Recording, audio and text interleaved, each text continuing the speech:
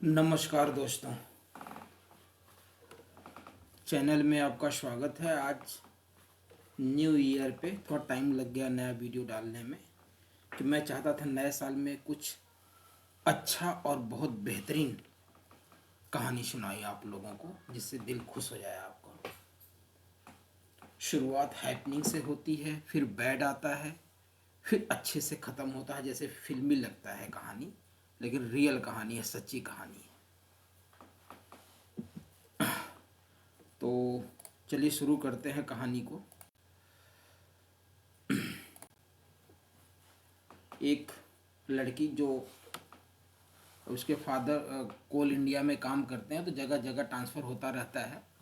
लड़की का नाम पूजा होता है। तो पूजा जो है फादर के साथ हर जगह घूमती रहती हैं, कभी इस शहर कभी उस शहर, और चेंज करना, स्कूलिंग होना, उसके बाद ग्रेजुएशन होना, पढ़ाई वढ़ाई ख़त्म होती है। और ये होता है कि भाई लड़की बड़ी हो गई, घर में बात होती है, शादी होनी चाहिए अब। तो 2012 का वक्त है, लगभग डिजिटल हो ही गया था, लोग जाने लगे थे, बहुत सारी मैट्रिमोनियल साइट आ गई थी, तो वहाँ पे रजिस्टर्ड किए इनके फादर और प्रोफाइल अपडेट कर दिए। कुछ ही दिन के बाद जो है कि एक परिवार जो है जौनपुर का, और विनय जायसवाल का भी कुछ परिवार ऐसा ही था। फादर टीचर थे, इनकी भी लगभग पढ़ाई हो ही चुकी थी और नौकरी वगैरह करते थे। तो ये भी अपना प्रोफाइल अपडेट किए मैट्रिमोनियल साइट पे, और दोनों एक दूसरे का प्रोफाइल देखते हैं और लगता है कि भाई ठीक है, और दोनों लोग एजुकेटेड, बात सब ठीक ठाक, अच्छा परिवार, दोनों का परिवार अच्छा, पढ़े लिखे, बात आगे बढ़ती है। और 2012 में शादी हो जाती है दोनों लोग की। अब ये कलकत्ता में थी उस समय, शादी होती है, जौनपुर आती हैं इनका परिवार, जो ससुराल यानी पूजा का ससुराल बहुत अच्छा, देवर ननद सास ससुर, घर में अच्छा खासा परिवार, अच्छी खासी ज़िंदगी चलती है, बेहतर प्यार लोगों का बढ़ा रहता है। कुछ दिन की बात होती है, बाद ऐसा होता है कि विनय जो जी हैं, विनय जी का ट्रांसफ़र हो जाता है, नई जॉब हो जाती है या ट्रांसफ़र हो जाता है, तो ये गाज़ियाबाद शिफ्ट होते हैं। तो जब गाज़ियाबाद शिफ्ट होने लगते हैं तो ऑलमोस्ट घर वाले यही चाहते हैं कि भाई परिवार को लेके जाओ, थोड़ा सा हेल्प हो जाएगी, खाना पीना, बाहर जाओगे आओगे ऑफिस से, खाना पीना बना मिलेगा, सब ठीक ठाक चलेगा। तो फैमिली को लेके यानी अपनी बीबी पूजा को लेके ये गाज़ियाबाद शिफ्ट हो जाते हैं। गाज़ियाबाद आते हैं, सब कुछ बढ़िया चलता है, कुछ दिन वैसे बीतता है। अब भाई दो लोग की शादी हुई है, ज़्यादा दिन हुआ भी नहीं है, थोड़ी थोड़ी बातें जैसे होती है घर में वैसा हो जाता है। कभी कुछ उन्होंने बोल दिया, कभी उन्होंने कुछ बोल दिया एक दूसरे पे। हाँ, दोनों पढ़े लिखे थे तो कोई ऐसा बात नहीं होती थी कि गाली गलौज हो गया, मारपीट हो गया या हाथ उठा दिए, ऐसा बात नहीं होती थी। दोनों पढ़े सभ्य लोग थे, तो जब भी बात होती थी बस कहा सुनी, वैसे ही नॉर्मल चीज़ें जैसे होती हैं वैसे हो जाया करती थी। कुछ दिन ऐसे ही चला, फिर जो है कि पूजा अपने मायके जाती हैं। 5-6 महीने बीत जाता है, तो उनको लगता है कि शायद हमारी शादी गलत हो गई, हम एक दूसरे के लिए बने ही नहीं हैं, हमारे विचार नहीं मिलते हैं, तो हमें अलग होना चाहिए। फ़ोन पे बातचीत होती है विनय से, ये विनय भी सोचते हैं कि यार सही बात है, हम लोग का मैच नहीं करता है तो शादी करने से क्या फ़ायदा रहने से। तो दोनों डिसाइड करते हैं, बातचीत चलती भी रहती है, फ़ोन पे बातचीत कभी कभी हो जाती है पूजा और विनय की, कि हम क्यों तलाक ले लें। फिर सारा प्रोसेस शुरू हो जाता है और पूजा आती नहीं है, केस फाइल हो जाती है, तलाक के प्रोसेस स्टार्ट हो जाते हैं। 2013 में इनका तलाक के लिए कोर्ट चला जाता है केस। भाई घर वाले भी परेशान कि क्या हुआ क्या नहीं, घर वाले भी फिर सोचे बाद में कि जब नहीं बन रहा है दोनों का, चलो ठीक है अलग ही हो जाए। केस चलता है, 2018 आता है, कोर्ट में जो है कि अर्जी लगती है, ये होता है फाइनल होता है कि भाई आज तलाक हो जाएगा। उधर से पूजा आती हैं और जो है कि और इधर से विनय, तलाक हो जाती है दोनों लोग की। अपना अपना टाइम अपने अपने जगह पे चले जाते हैं। लेकिन बीच बीच में विनय भी फ़ोन कर लेते हैं, उधर से पूजा भी फ़ोन कर लेती थी, एक दूसरे से नॉर्मल जैसे बात होती है कभी कभी वैसे हो जाया करती थी। सिलसिला ऐसे ही चलता रहा। फिर होता क्या है, एक दिन पूजा फ़ोन लगाती हैं और विनय का 1-2 दिन फ़ोन से बात नहीं होती, 3 दिन हो जाता है। थोड़ा घबराती है और जो है अपने इन लाख को यानी अपने ससुर को फ़ोन लगाती हैं कि विनय से बात नहीं हुई 2-3 दिन से, क्या बात हुआ, क्या दिक्कत है, फ़ोन भी नहीं उठा रहे हैं, बात भी नहीं हो रही है। तो घर वाले बताते हैं कि ऐसा है कि कुछ दिन पहले ही विनय का हार्ट अटैक आया है और समय से हॉस्पिटल जाने की वजह से संभल गया कि आईसीयू में एडमिट हैं और बाईपास सर्जरी होने वाली है। अब ये बात सुन के पूजा घबरा जाती है। फिर अपने घर में मम्मी पापा को बताती है कि ऐसा ऐसा हो गया।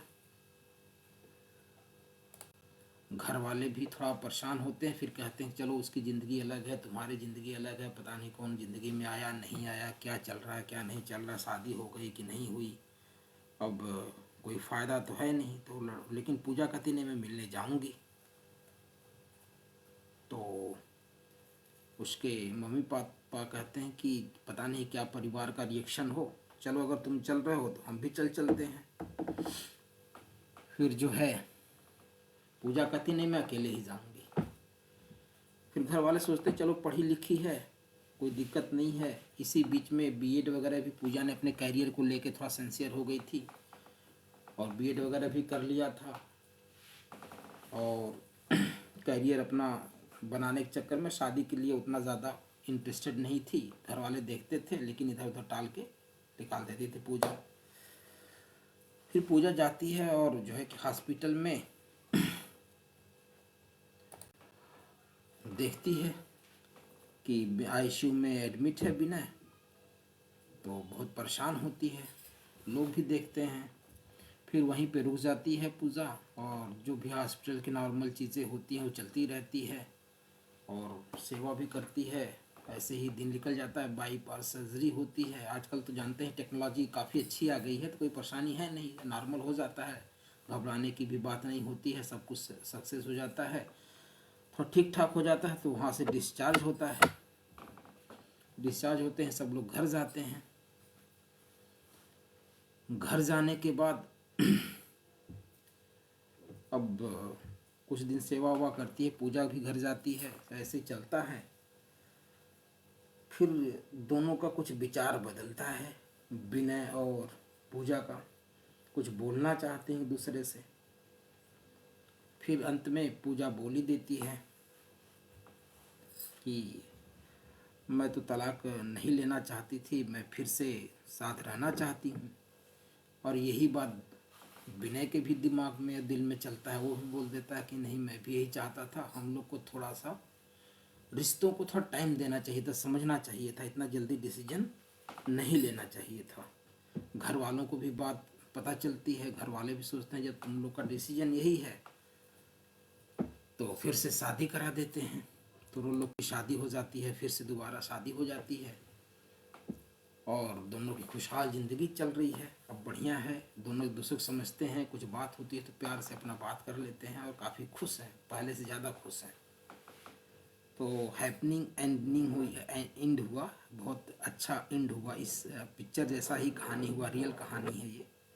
दोनों खुशहाल ज़िंदगी चल रही है। इसी बीच जब पूजा से बात हुई तो बताने लगी, जब वो 2018 में तलाक की बात हो रही थी तो पूजा के दिमाग में ही था कि काश आज जज ना आए और जो है कि फैसला आज ना हो, या फिर ऐसा अगर जज आ जाएगा तो मैं सिग्नेचर पहले मैं नहीं करूँगी।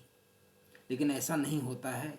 वो जब जाती है तो सारा कार्रवाई कंप्लीट हो चुकी होती है, दस्तखत हो चुका होता है, फिर ये दस्तखत करती है और वो भी हाथ से निकल जाता है, तलाक अप्रूव हो जाता है। लेकिन वो दिल से चाहती नहीं थी कि तलाक हो और उधर विनय भी नहीं चाहता था कि तलाक हो, लेकिन होनी को यही मंजूर था कि फिर से तलाक होता है और फिर से शादी हो जाती है। तो इस कहानी का हैप्पी एंड तो हुआ, लेकिन सबके लिए यही है कि जैसे भाई बहन मदर फादर से एक जैसे बच्चे नहीं होते हैं तो मदर फादर एडजस्ट करते हैं, और भाई बहन एक आपकी तरह नहीं होते हैं तो उनके साथ आप एडजस्ट करते हैं। अलग अलग तरीक़ों का स्वभाव होता है, सोच होती है लोगों की, दिमाग होता है, सब कुछ अलग होता है, तो एडजस्ट करता है आदमी। तो अगर शादी होती है तो आपको भी एडजस्ट करना चाहिए एक दूसरे के साथ में, और एक दूसरे के बात को समझना चाहिए, टाइम देना चाहिए, वक्त देना चाहिए, ताकि कुछ चीज़ें जो जीवन भर माने 18 20 25 साल 30 साल की लड़की अलग घर में संस्कार में पलती है, आप अलग संस्कार रीतियों में पलते हैं, तो कुछ चीज़ें डिफरेंस होती है, तो उस चीज़ों को समझना चाहिए। चीज़ों को कोई डिसीजन इतना जल्दी नहीं लेना चाहिए, और एक दूसरे को जब समझेंगे तो ऐसी नौबत नहीं आएगी। अगर ये हमारी कहानी सुनकर किसी को भी माने कि अच्छा लगे और फिर से हैपनिंग हो किसी के साथ, तो ज़रूर कमेंट करिएगा, और किसी को अच्छा लगे तो भी कमेंट करिएगा, और आपके कमेंट का हम जवाब भी देंगे। अगर एक भी परिवार और एक भी कपल्स इस कहानी से प्रभावित होकर अपने सही डिसीजन को लेते हैं तो हमें भी अच्छा लगेगा कि चलिए हमारे कहानी सुनने का किसी को फ़ायदा हुआ। तो नए साल पे एक अच्छी कहानी, एक हैपनिंग एंड के लिए धन्यवाद। चैनल को सब्सक्राइब करिए ताकि बेहतर चीज़ें आपको बता सकें। Thank you so much.